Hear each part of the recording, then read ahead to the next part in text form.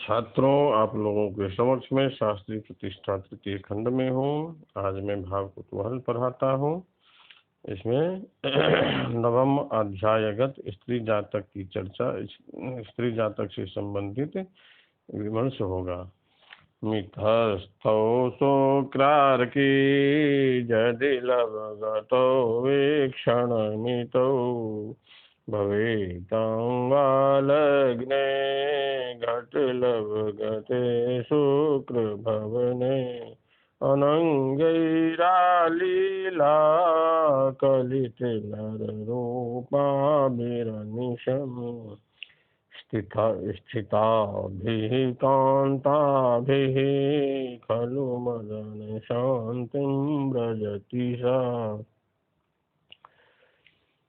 यदि खलु शुक्रभवने घटलवगते लग्ने तथा शुक्रार्की मिथस्थौ लवगतौ वीक्षणमितौ वा भवेताम् तदा सा अनंगैरालीला कलित नर रूपाभिः स्थिताभिः कांताभिः मदन शांतिं व्रजति।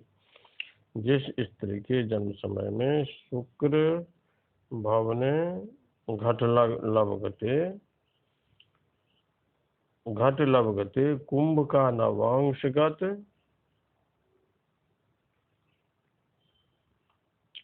तथा शुक्र भवने वृष या तुला लग्न हो।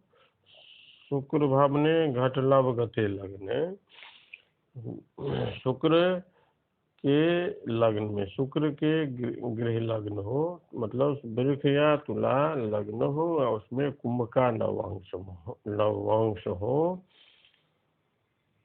अथवा शुक्र के घर में शनि बैठा हो और शनि के घर में शुक्र बैठा हो। शुक्रार्की मिथस्थौ परस्पर गृह अवस्थितौ शुक्रार्की शुक्र शनिश्चरो, शुक्र और शनि यदि परस्पर एक दूसरे के घर में बैठा हो और दोनों परस्पर नवांश में बैठ करके एक दूसरे को मिथस्थौ वीक्षण मिथो, एक दूसरे को देखते भी हो, पूर्ण दृष्टि से देखते हो, तो कहते हैं कि अनंगैरालीला कलित नर रूपाभिः स्थिताभिः कांताभिः मदन शांतिं व्रजति। तो ऐसा योग यदि हो तो ऐसे योग में उत्पन्न स्त्री कामदेव की पीड़ा से पीड़ित होकर पुष्पाकार वेश धारण किए हुए कामदेव अत्यंत सुंदर पुरुष से काम जनित पीड़ा को निरंतर शांत करती है। मतलब इनके जो जीवन में सुख और सौभाग्य होता है। अब आगे कहते हैं कि क्षपानाथे जैस्या गतवती क्षपानाथे जैस्या गतवती कुलीरांगमथवा मदागारं शारं सुरगुरुमुराभ्यामपि युतम् महान्तोऽपि भ्रान्ता कति मनोजाधिकतया पुरस्तां पश्यन्तो दधति परमानन्दलहरीम्।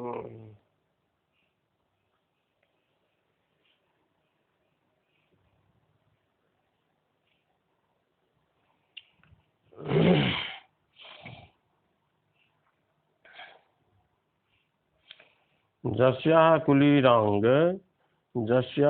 कुलीरांगम क्षपानाथे अथवा सुरगुरुबुधाभ्यामपि युतं मदागारं शारं गतवती तदा महान्तोऽपि पुरस्तां पश्यन्ति भान्ताः कति मनोजाधिकतया परमानंदलहरी दधति।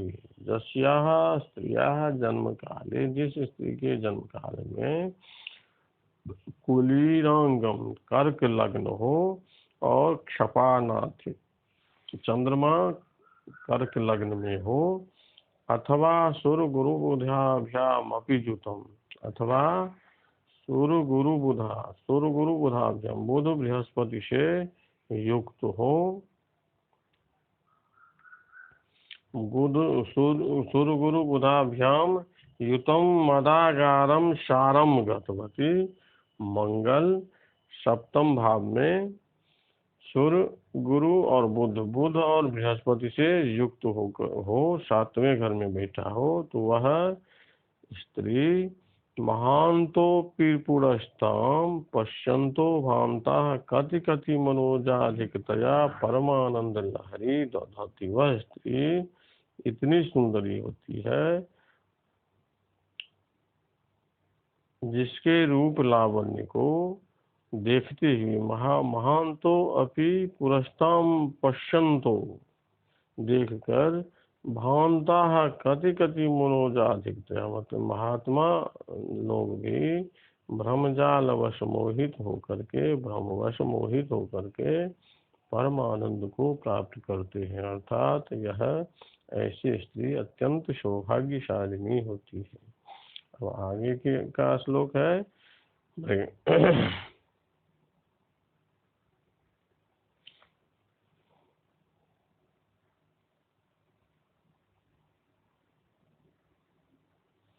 आगे का श्लोक है मृगा गारे साड़े गतवती विशारम सुरगुरौ करौ वा पातालम तपन तनयेनापि मिलिते जनुः काले जस्याः करिमुकुटमुक्ता फलमणिः दयानमालाहेर्वलितमुतवक्षोजजुगलम् यस्याः जनुः काले मृगागारे सारे विशारं सुरगुरौ वा तपन तनये नापि मिलिते कवौ पातालं गतवती सती तदा करि मुकुट मुक्ता फल मणिव्रजाणां मालाभिर्वलित मुतवक्षोज युगलम भवति। जिस स्त्री के जन्म काल में मृगागारे साढ़े मकरस्थे कुजे मकर राशि में मंगल हो, विशारम मीन राशि में बृहस्पति हो, तपन तनयेन अपि मिलिते कबौ, तपन तनयेन शनैश्चरेण मिलिते कबौ पातालं गतवती, चंद्र शनि से युक्त होते हुए शुक्र चौथे घर में हो, पाताल भाव में हो, तो ऐसे योग में उत्पन्न कन्या गज करी मुकुट, गज मुक्ता के हार और मुकुट से जो युक्त होती हुई, मुक्ता मोतियों की मालाओं से मणियों से युक्त होती हुई स्त्रियों अत्यंत शोभा पाती है। अब अगले श्लोक में वैधव्य योग की चर्चा की गई है।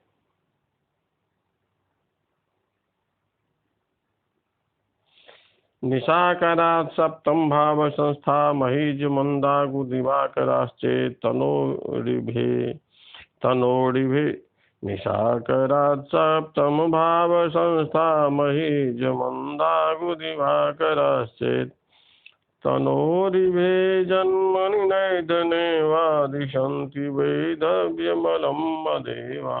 जस्य जन्मनि निशाकरात् सप्तम भाव संस्था महीज मंदागु दिवाकराः चेत् वा तनोरिभे जन्मनि नैधनं वा उक्ताग्रहास्तदा वैधव्यम दिशन्ति।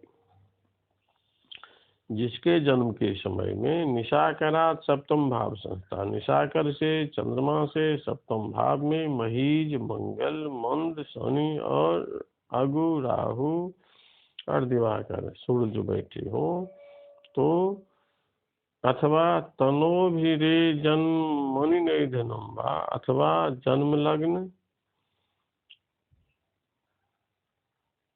से छठे और आठवें और सप्तम भाव में उक्त ग्रह बैठे हों, जिस स्त्री के जन्म समय में चंद्रमा से सातवें में मंगल, शनि, राहु और सूर्य बैठे हो, वह अवश्य विधवा होती है। और अथवा यदि उक्त सभी ग्रह जन्म लग्न छठे भाव, आठवें भाव और सातवें भाव में बैठे हो तो भी वैधव्य योग होता है, ऐसा समझना चाहिए।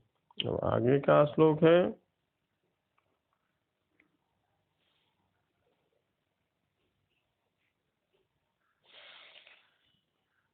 लग्नाधिपो वाथ मदालयेशो वर्गे गतः पापनभश्चराणां मदे तनो वा खलकेटवर्गस्तदाकुलं मुञ्चति चञ्चलाक्षी। अथ पापनभश्चराणां वर्गे लग्नाधिपः मदालयेशः वा भवति वा खलकेटवर्गः मदे तनौ भवति तदा चंचलाक्षी कुलं मुञ्चति। जिस स्त्री के जन्म के समय में पाप नभश्चराणां वर्गे लग्नाधिपः लग्नेश पाप ग्रहों के खडवर्ग में हो, अथवा मदालयेशः अथवा सप्तमेश पाप ग्रहों के खडवर्ग में हो,